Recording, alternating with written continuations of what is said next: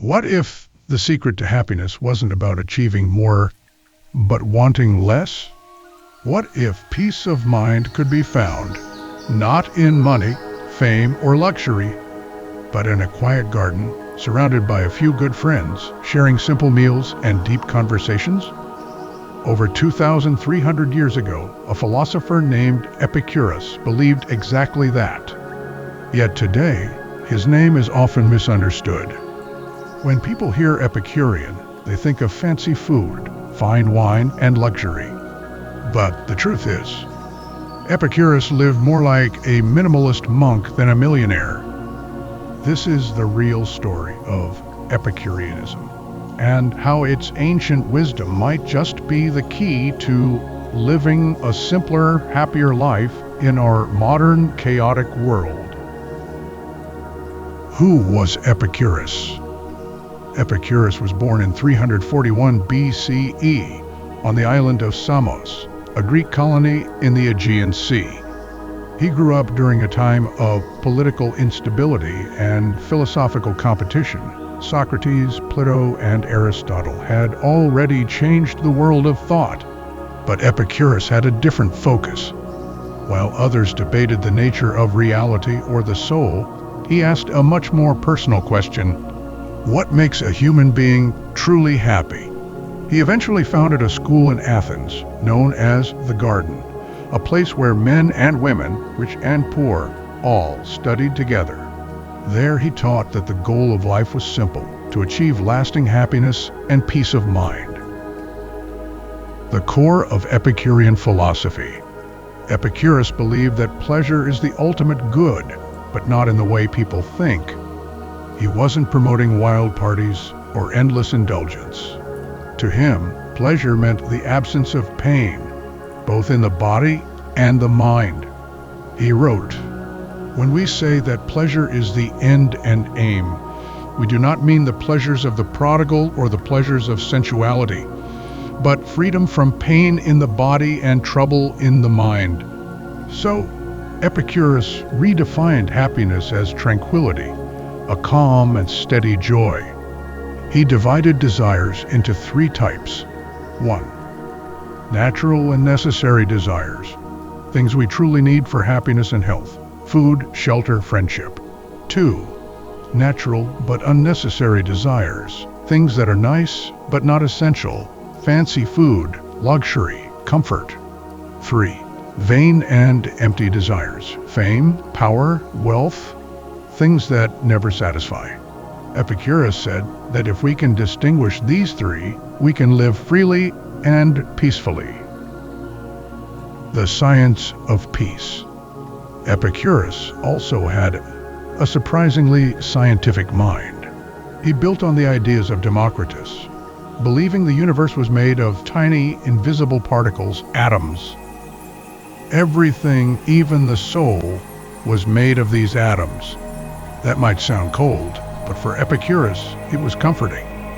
It meant that there's no need to fear death or angry gods. Death is nothing to us, he said. For when we exist, death is not present. And when death is present, we no longer exist. In other words, when you're alive, death hasn't happened. When you're dead, you can't suffer. So why worry about it? He saw that much of human unhappiness comes from fear. Fear of death, of divine punishment, of losing things. And once you let go of those fears, what remains is peace. The garden lifestyle. Let's go back to his garden in Athens. Epicurus and his students lived simply. They grew vegetables, baked bread, drank water, and enjoyed conversation. Their motto wasn't eat, drink, and be merry, but rather be content with little. Friendship was sacred.